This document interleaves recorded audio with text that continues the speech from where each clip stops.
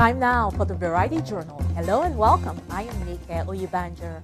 As always, our show features people and businesses doing outstanding work within the local community. Today's show is about the Occupy Wall Street protests, which is now a global movement. It started in New York and spread to other cities within the U.S. and now around the world. Ever heard of Occupy London? Occupy Toronto? How about Occupy Nigeria? We've seen peaceful demonstrations, riots, and violence. What is the future of the movement? How does it affect you and me? We spoke with Robert McCartney, a columnist for the Washington Post Metro section. Now let's start with what the movement stands for. OccupyWallStreet.org says it is the leaderless resistance movement with people of all races, genders, political persuasions. The one thing we all have in common is that we are the 99%. The 99%, what does that mean? Well, it means the way they define it. It means the people who are in the vast majority of the country who are not in the pinnacle, basically, of the economy, who are not at the very tip top of the economic ladder, not the people running Wall Street, not the people running the big corporations. They would probably say not even the people running politics, at the top. They're the people who are, in their view, being exploited and taken advantage of for the sake of a very small, 1% of the population who's very wealthy and is basically running the economy for their own benefit. Now, how did the movement start? Well, it started in New York with the occupation of a park near Wall Street, near the financial center in New York. And it was, they say it's leaderless. That's pretty true. I mean, it's a pretty, amorphous group, very full of very independent-minded individuals. Some of the people involved are anarchists. I mean, they don't want, organization in society, or they want minimal organization in the society, and it just tapped a nerve, and it immediately attracted copycat occupations all over the country and, in fact, all over the world. It spread very quickly through the internet and especially social media, and there were occupations in numerous cities around the United States and similar occupations or demonstrations in a lot of major capitals, especially in the industrialized world. Now you talk about it spreading all over the world. It's now a global movement. There is Occupy London, Occupy Toronto, and recently Occupy Nigeria. The administrators of the movement in each country in touch with one another, or it runs independently?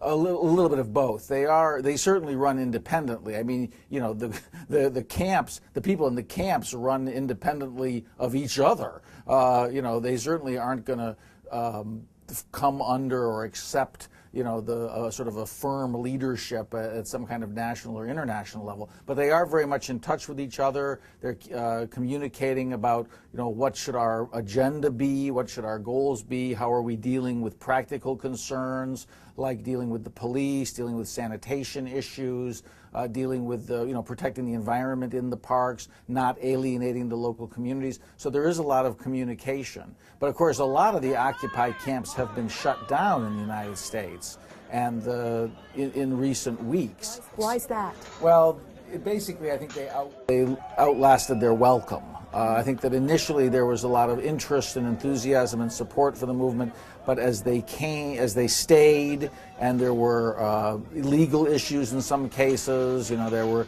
drugs or abusive acts in some of the camps. There were even more sanitation issues. Where are people going to use the toilets? How are they going to keep clean? How are you going to provide for food for all these people? Fairly, scores or even hundreds of people in some case living in the middle of cities, in places that are usually public spaces and are not normally supporting camps like this. And in some cases, many cases, in fact, the camps are technically illegal. They were just tolerated by the authorities for a while. I heard that they've also been in churches. Some churches have accommodated them. Definitely, churches and unions. Union offices have provided support. And here in Washington, the union offices have allowed them to take showers, people from the Occupy camps, the two Occupy camps, to take showers in their offices. Now, can the movement be sued, or have they been sued?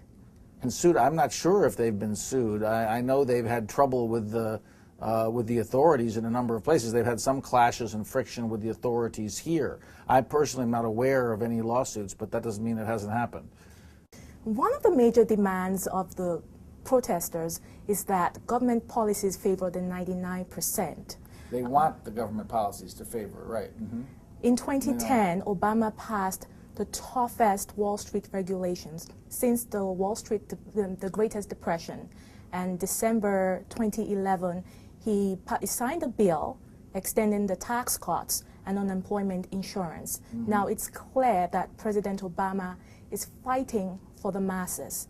What else do the Occupy Wall Street protesters want? Well, they disagree with that. I mean, they would say that those measures did not go far enough. They would say that the regulation of Wall Street did not go far enough, that they want much stricter regulation and oversight to sort of force Wall Street to make investments that benefit the large majority of people.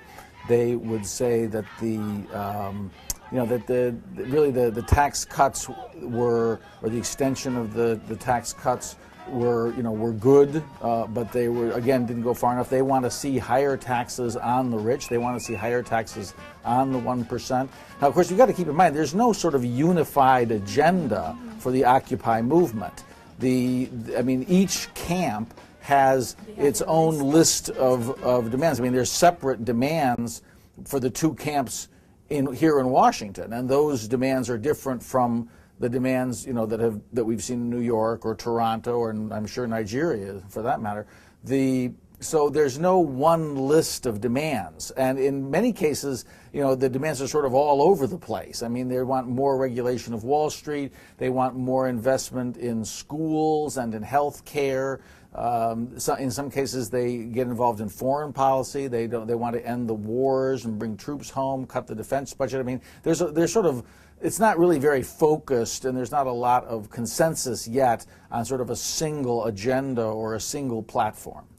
Now, is it possible for all of these demands to be met? I think it's unrealistic to expect all of these demands to be met anytime soon, and possibly not ever. I mean, I think if you looked at some of the lists of demands, you would say that to fulfill all of them completely would be utopian, and certainly unrealistic in the current political environment, and possibly, in the economic environment for this foreseeable future. But I think that what they have achieved, and I think this is very significant, is I think that they've changed the debate in the nation. They've changed the shape of the political debate in the nation. I mean, until the Occupy people got going last fall, the only grassroots protests that the United States had seen recently that got any attention at all were on the right. They were on the right wing. It was the Tea Party protests calling for smaller government, cutting government spending, cutting taxes, basically all the things the Occupy people are against.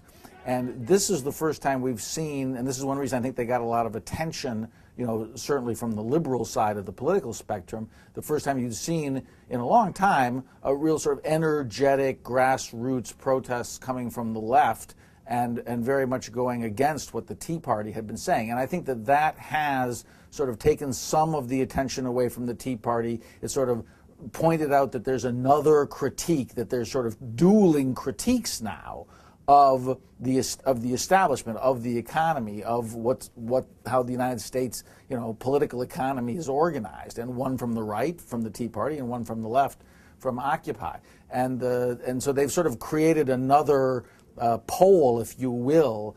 They've created social awareness.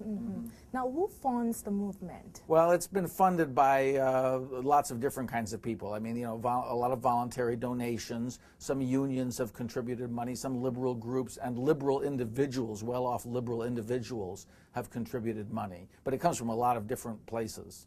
People who believe in the movement. Sure. Support it politically. Yeah. I know there was I can't remember the name of the person, but there was a very successful movie maker who gave I think $25,000 to one of the camps here in Washington, the liberal, not somebody from Washington, somebody from outside, a liberal, very liberal movie maker.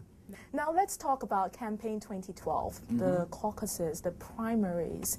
Can Occupy Wall Street influence the outcome of the presidential elections? No, I don't think so. Only to the extent that it sort of raises sort of a very liberal agenda that sort of makes Obama look a bit more moderate. I mean, I think that there's no way that the agenda of Occupy Wall Street would be endorsed in the political process in the current situation. I mean, Obama is, more moderate than the Occupy groups, although he's very sympathetic to their purposes. But he's going to be fighting in the center for votes, and in the November election, and I think that he will be, if anything, trying to appear more moderate than they. But I think that it does sort of, raise raise awareness of this critique that that a very small percentage of very, very wealthy people are benefiting in many ways from the current structure of the economy, and that to some extent, a lot of the economic troubles that we have, the financial crisis of 2008, which precipitated the current recession, those problems occurred in part because of policies that had been benefiting this 1%. I mean, for instance, the best example would be, the deregulation, really the systematic deregulation of Wall Street and finance beginning in the 1990s, beginning actually under the Democrats in the Clinton administration, and certainly continuing through the Bush administration. And that really did benefit, a few very wealthy people, and also contributed in some ways to the meltdown we had in 2008. So to that extent, by raising awareness of that argument and that narrative, I think Occupy Wall Street has sort of, helped to, as I said, shape the debate. But I don't think they'll have any direct influence on the primaries or the election. How are the wealthy few, the 1%, reacting to the Occupy Wall Street movement? I haven't really asked them. The Wall Street bankers. I think obviously they're annoyed at being targeted, at being, criticized this way. I think they were probably quite annoyed that these protesters were occupying a park, for a while, not anymore, but were occupying this park, in the heart of the financial district. I don't think they like the negative publicity. I don't know how much of a threat they think it is. I don't really know I haven't really seen any coverage of that, to tell you the truth. Now, Martin Luther King's birthday is January 14th. That's right. Were he alive today, what would he say to the protesters? I think he'd be very supportive of the protesters. I mean, of course, he supported civil disobedience. I mean, civil disobedience and public protests were, a major part of the civil rights movement that he led in the 1950s and 1960s, but also, especially towards the end of his career, before he was assassinated in 1968, Martin Luther King was a very strong advocate of doing more for poor people, of making changes in the economy in order to help poor people, in order to, not favor the well-to-do, and really make the economy serve the needs of the large majority of people. So he was very much he was really had a pretty radical economic perspective, Martin Luther King. It was rooted in his Christianity and sort of the Christian social gospel. And I think he would have been quite supportive of them. Okay, now to your annual predictions. Okay. The future of Occupy Wall Street. Right. Yes, I do an annual predictions column, and the first question this year, the first topic, was what was going to happen to the Occupy Wall Street camps in Washington. And I predict there's several possibilities. There's two camps, and they're different. There's the Occupy D.C. camp at McPherson Square, and then there's the Occupy Washington, D.C. camp at Freedom Plaza. And the one at McPherson Square, Occupy D.C., they're a little more radical. They don't have a permit. Almost all the people arrested have come from that camp, and they're not cooperating with the authorities as much as the ones at Freedom Plaza. So the question is, do both of them get kicked out by the authorities? Do just the people at McPherson Square get kicked out, but the people at Freedom Plaza get to stay? Or do they both get to stay? So in my column, which ran on New Year's Day, predictions for 2012, I predicted that they would both be allowed to stay because the Freedom Plaza people they get along pretty well with the authorities, and I predicted that the McPherson Square people would basically learn to get along with the authorities and deal with sanitation issues. You know, there have been problems with rats, living in the, they come for the food because there's food and there's rats living in the parks, and so that's obviously something they need to deal with really fast. I predicted they'd be allowed to stay. I mean, the D.C. government is pretty sympathetic to their liberal goals.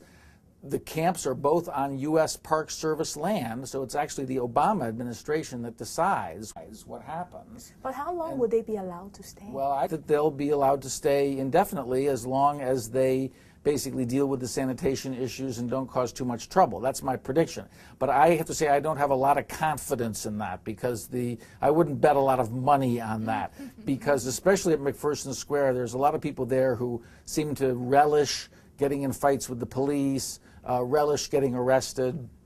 The local business community is increasingly getting frustrated with the park being occupied and the tents being up there, and they think it's hurting businesses and restaurant and club life around the square. And so there's certainly a lot of pressures increasing that would lead the authorities to push them out. But my prediction was that they'd be allowed to stay. Now, Occupy Wall Street in other states, in other countries, what do you foresee? Are they flash in the pan? A lot of them have been closed down. I mean, and to the extent that they're continuing in very small camps.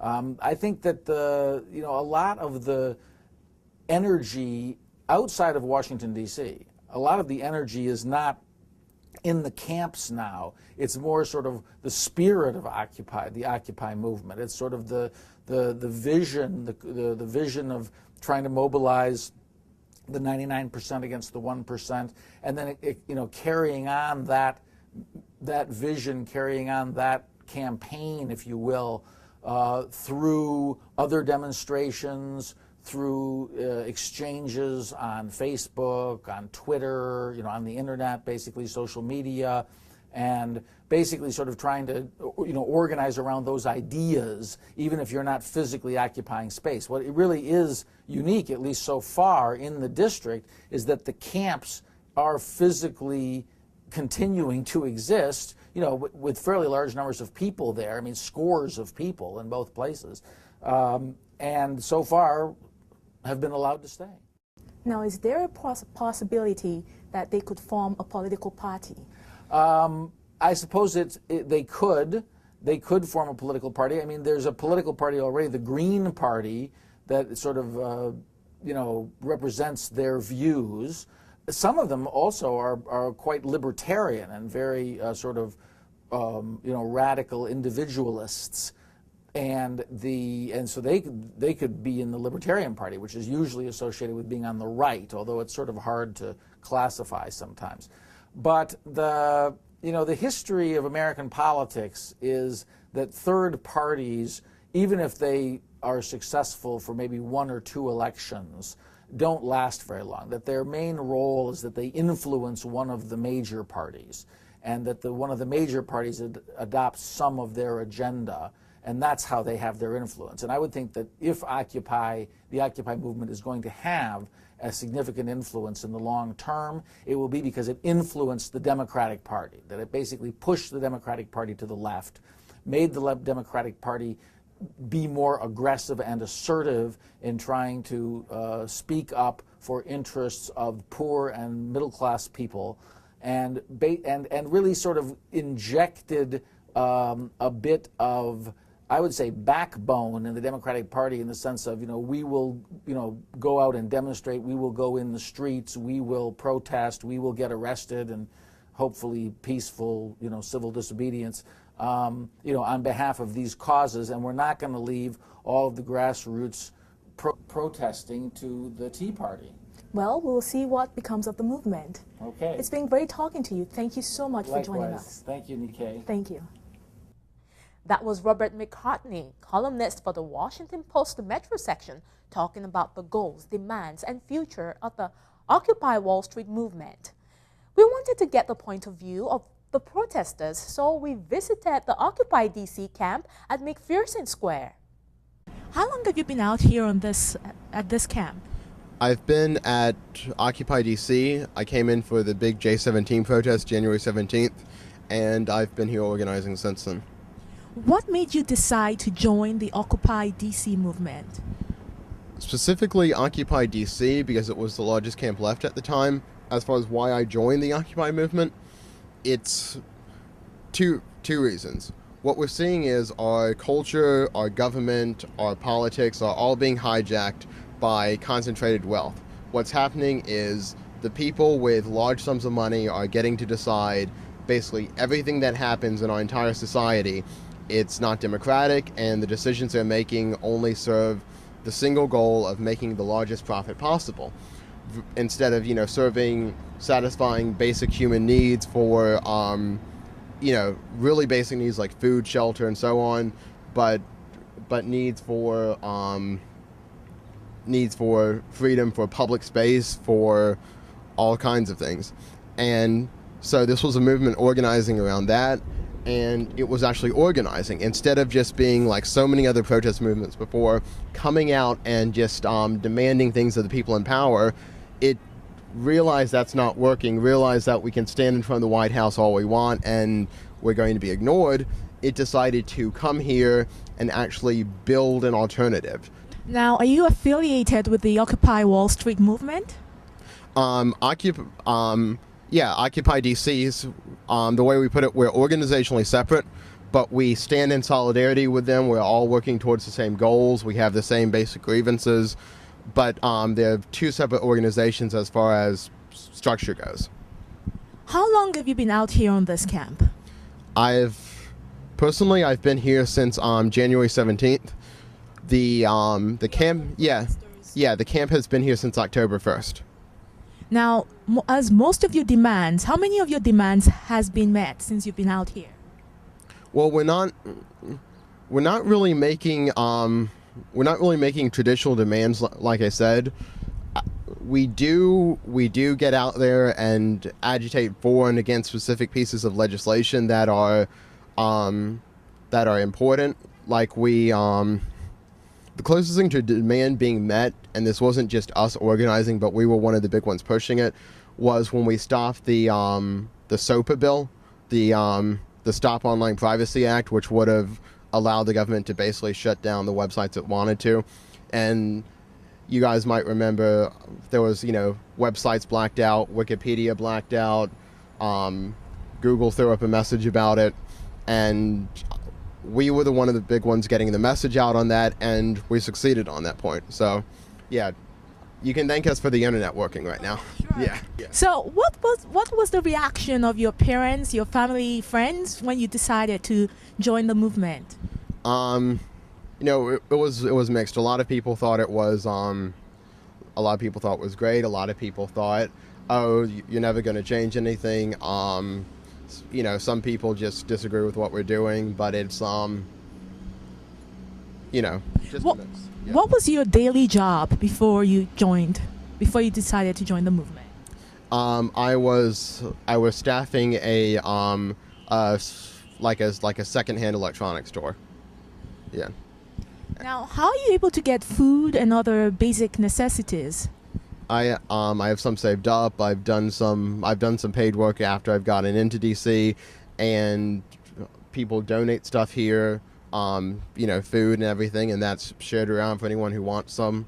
But yeah, we usually about the equivalent of like one meal a day is what you can get out of it right now, because the park police decided to shut down our kitchen a while back. So now talk about sanitation on this camp. How would you assess it? Sometimes it's been perfect. Sometimes it's been less than perfect. It just depends on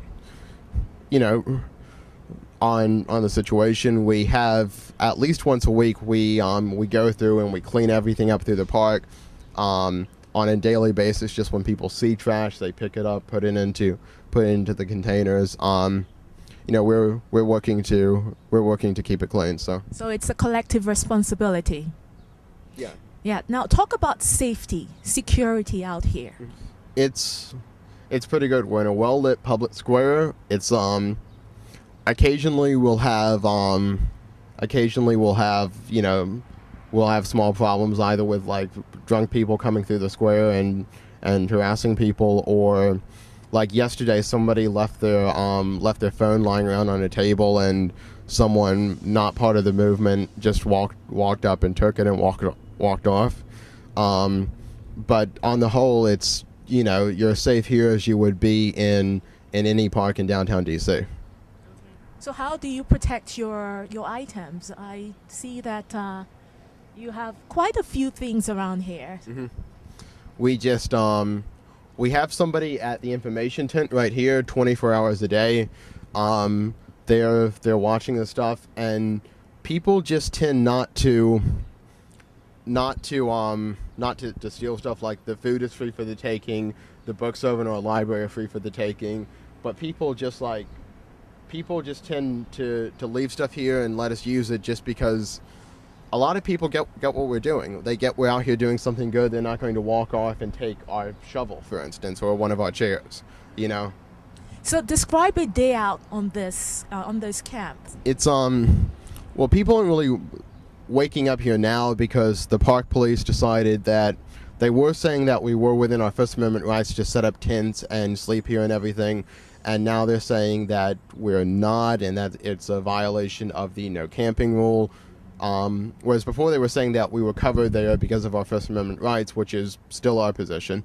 But so people are sleeping just wherever they can be housed around the city, and that and showers and laundry is also something people can help with. Yeah. They don't sleep out in this tents? No, the park police will come and arrest anyone and take the tent if anyone even falls asleep for a few minutes and they catch them. So. Has the government been responsive to your needs, to your demands? Not at all, and that's why we're still out here, because the government is not responsive to the needs of the 99% of regular people. They are responsive to the needs of the people who can write them large checks or write large checks to television stations to run ads in favor of them to keep them in power.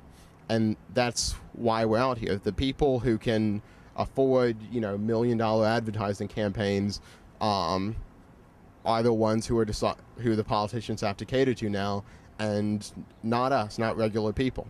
So that's why we're out here organizing our own ground level grassroots politics and trying to provide for each other what the government is not willing to do.